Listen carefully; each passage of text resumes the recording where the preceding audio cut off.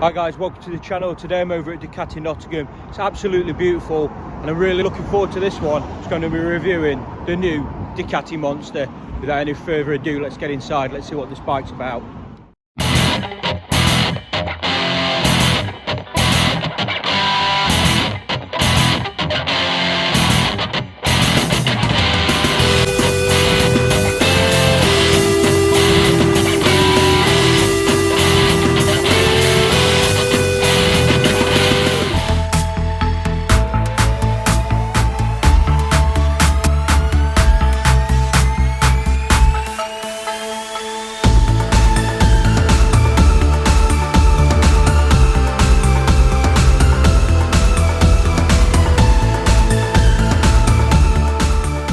Hi all, welcome to the channel, welcome to this review. Before I get started, just like I say, a quick shout out to Ducati Nottingham. Absolutely fantastic that they've let me spend as much time as I have done with this. Now, you may have noticed, if you've seen the start, it was beautiful, sunshine.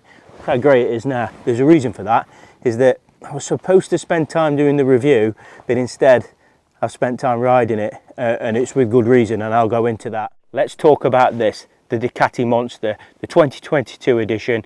It came out towards the end of 2021. This is going to retail for about 11.5. Now I've had a look online just prior to coming out. There's some that sat about 11, so do your hunting around, see what you can see. On a PCP, 2,700 quid down. Over 4 or 5 years, it's going to cost you 115 quid. So it's not massive money for what is an awful lot of bike. There's two models. There's the standard Ducati Monster, which is a 937 engine. That's also in the Hypermoto. It's in the MultiStrada 950. And it's a wicked piece of kit. So it's proven as well. So you're going to get a really reliable bike. It makes 111 brake horsepower. I think it's 69 pound-foot of torque, so enough, and it redlines up at 10. So it's a twin and it makes an absolute beautiful burble. It's laden with kit, it's got plenty of technology on. What's worthy though is that it's not got electric suspension, but you know what, on a bike like that you don't need it, because this bike's up against the MT-09 that's about 9 grand and the KTM 890, 790, 890. They're about 9.5, 10, depending again what model you're going to get at. So at 11.5 for a Ducati, you're kind of on your money, but it's well kitted out, and you know what, it's an absolute showstopper. Today and yesterday, all I've done is speak about this bike. People keep stopping me saying, is that the new Monster? Is that the new Monster? What's it ride like? Does it need a bigger engine? I'll tell you now, before you skip to the end, no, it don't need a bigger engine. It's fine as it is, and well, let's show you around the bike, make your own judgment.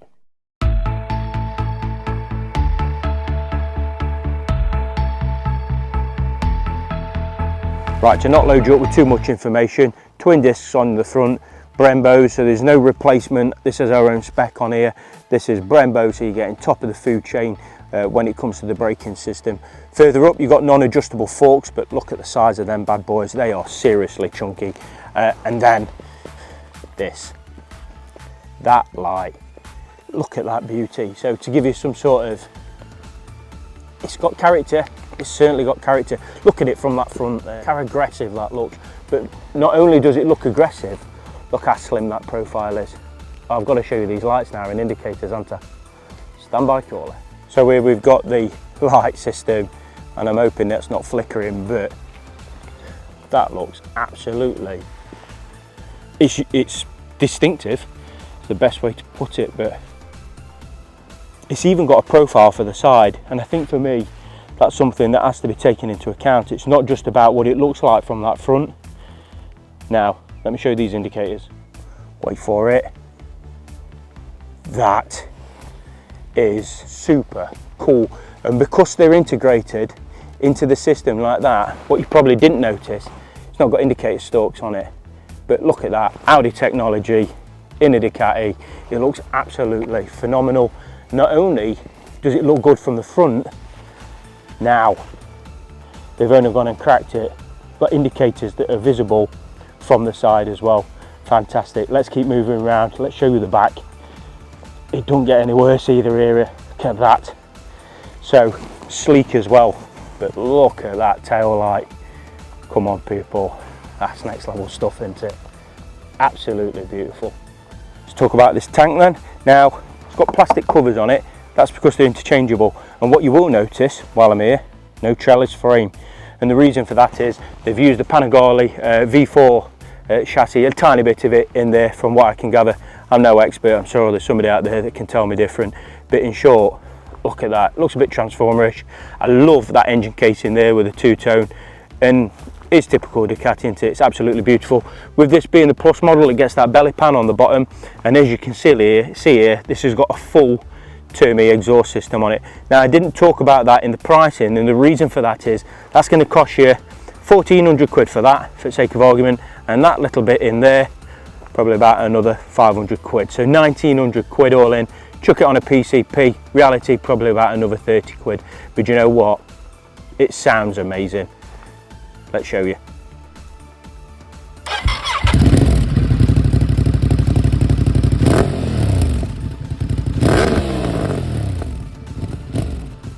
Right, we're mixing it up today.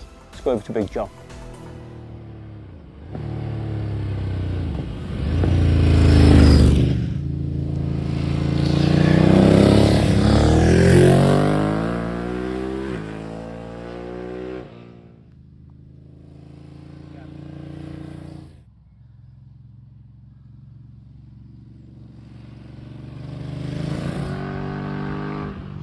We've mixed it up a bit today. We've gone straight over to Big John's, and well, he's having a play on it, and now I can't get him to stop. He just keeps going round in circles, dicking about. Kind of pointless, really, isn't it? When I'm going to say to him, what do you think of it? The fact I can't get him off it is a good indicator. Anyway, let's go and see what Big Man thinks about it. Big John, 17 stone, 6'3", currently riding KTM Supermoto 950. Nice.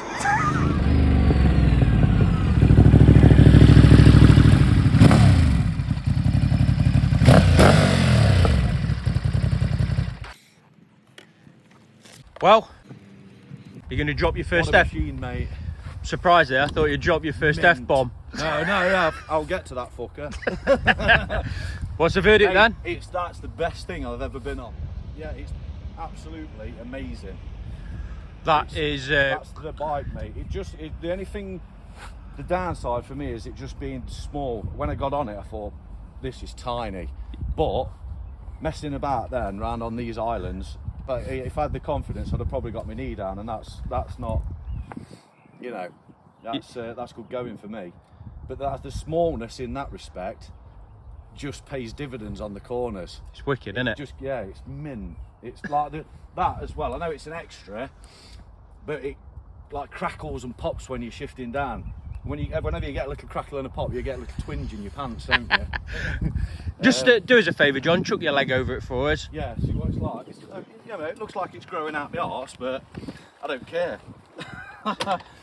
When you're having that much fun, mate. I mean, the only person who it looks small to is you, because you're looking at me. Yeah. And, look at my knees. It's not that bad, is it? It's comfy, mate. Most motorbikes impress me, but this is next level, this is. What? You could everything you do on it just seems dead easy, and it seems to flatter you as well. The brakes are brilliant, it picks up nicely. With it being a twin, it's still punchy down low, but it goes like a sports bike when you get it up in the revs. It's dead nimble. It's just bang on. Everything just seems to work on it. It's like the McLaren of motorbikes. Found a new love then? Yeah, I have, mate. Yeah, it's brilliant. Keep selling these like kidneys. The Monsters, even the old ones, but that was just because of the looks. But this, it looks good, and it is the bollocks, mate. You're running out of kidneys between this and a GS. One for GS. I've got one left. I'm gonna have one of these. Go on then, John. How much brake horsepower has that got? I reckon it's pushing 140. Not even close, mate. 111 brake horsepower. 111 brake horsepower. Okay, now when you think it's only another 11 more than that, and that is a rocket.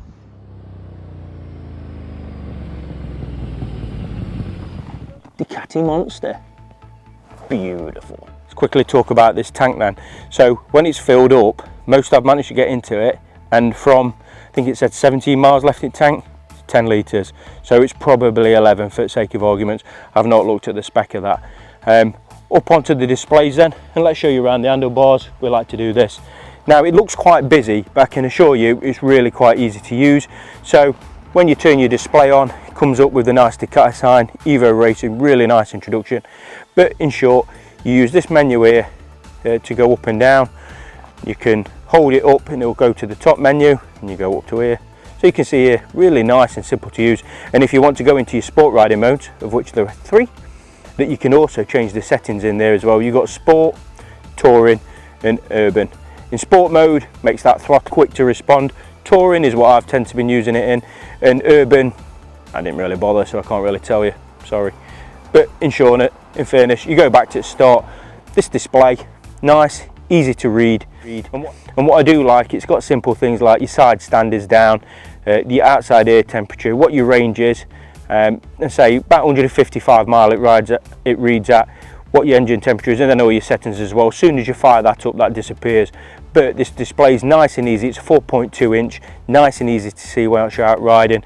And that rev range, when you get right up near the top of that, it starts flashing at you as well, so it gives you a heads up.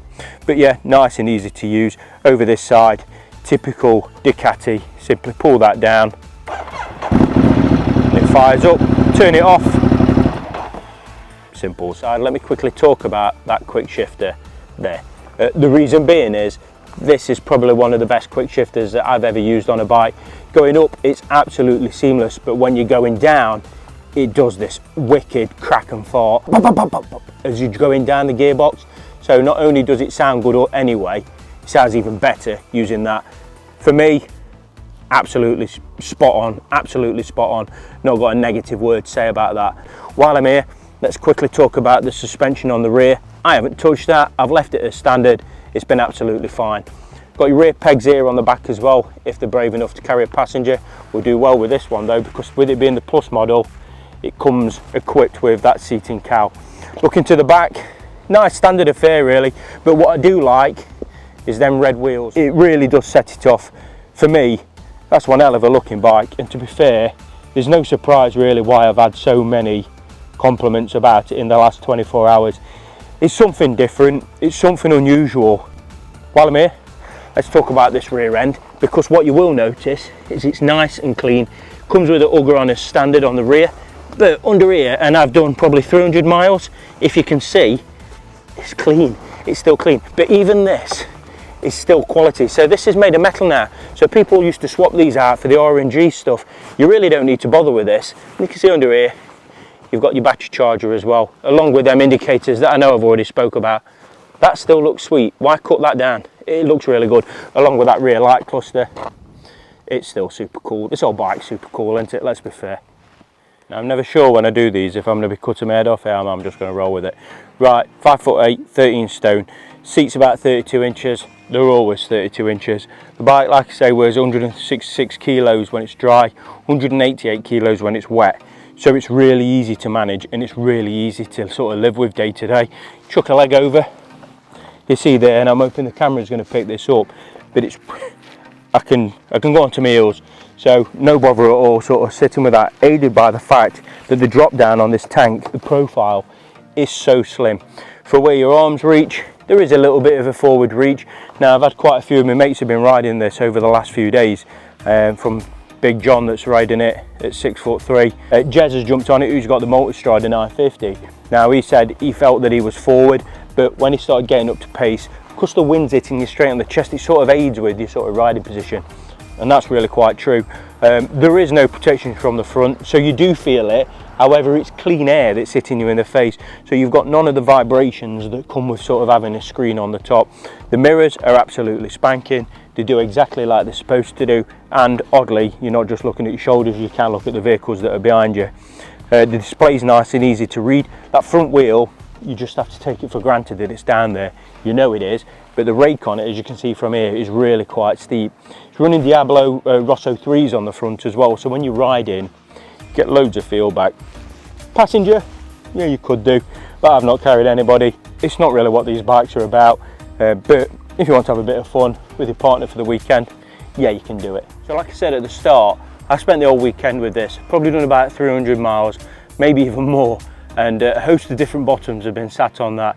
John summed it up really well in that he said it was fucking brilliant, and I have to agree with him. It really is. I know I've just dropped the F-bomb, but it's with good reason, because this bike is absolutely cracking. Taking it from start to finish, them tyres, they instill confidence. The brakes are really good, they're progressive, they've got plenty of bite, and that's aided by the fact that the bike's really quite light, as I've just spoke about. So there's no weight that's involved in it. You've got positive riding position, your arms fall nicely onto the handlebars, you've got good visibility to the front, good visibility to the back using them wing mirrors. The riding position's nice and comfortable, the way your feet drop onto them pegs alongside your legs being on the side of the tank, so it feels like you're involved with the bike. The engine, and I know I've not spoke about this at much length because I was waiting to get to this bit, my expectations for this engine were quite low, if I'm honest with you, and the reason being is because I've used it on the MultiStrada, I've been on the Hyperstrada, the Hypermoto, the Supermoto, whichever it's called this week, but it's that 937 engine, and it's not low, it wasn't a low sort of an opinion because it was going to be in this bike. It was low because I'd ridden it so many times. But I have to say, in this chassis, you wouldn't know it was the same engine. And the reason for that is because the bike is so light, because the chassis is so small, it's got rid of that trellis frame, everything about it feels tight. You ride it in touring mode, it's ample. Ride it in sports mode, it comes alive. It absolutely barks, it makes you smile from ear to ear, and all the time you're riding 80s and 90% of that engine capacity.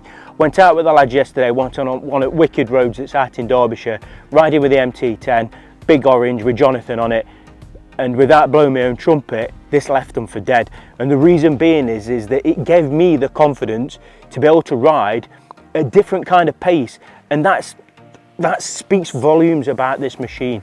It really is that good. Having been on the KTM 790, of which this is supposedly the same family, I can honestly say that 790 Duke doesn't even come close to this. This is in a different league. Is it better than the MT09? I can't comment because I've not been on it, but what I can do is say, if I was in the market, if I wanted the style of a Ducati, would I go to a Yamaha? Would I go to a KTM? Hell no, because this is absolutely spot on. Ducati have got it so right. That model, when they said it was going to be redone, caught a few of the diehards off guard, and that it was supposed to have a certain kind of image. It was supposed to look like this. It was supposed to ride like this. They've taken everything that was good about the Monster and they've just filled it full of adrenaline, because my God, this bike is brilliant. I think I've summed it up enough. Big John said it the same as well. I've absolutely loved living with this. If I could have it as a third bike in the garage, without a shadow of a doubt. I would love to try a KTM 890. I would love to try a Yamaha MT09. If there's one of the viewers out there that wants to lend me that for a weekend, I'd be happy to take that off them and go and have a ride. But my view of this, absolutely 10 out of 10. Sod it, let's give it an 11 out of 10 because it is that good. Thanks have to go over to Pidcock's over at Nottingham Ducati. They've been absolutely fantastic, but they always are.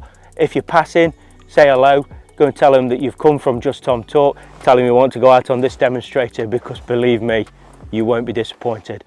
Thank you very much for joining me today. Thank you very much for subscribing. If you haven't done, make sure you tick that box. We're getting there together, people, and thank you from the bottom of my heart for all the nice comments that you've been making. I really appreciate it, and it makes that I keep wearing this silly red hat worthwhile, because I started a trend and now I feel like I've got to stick with it. Take care. This is a cracking piece of kit.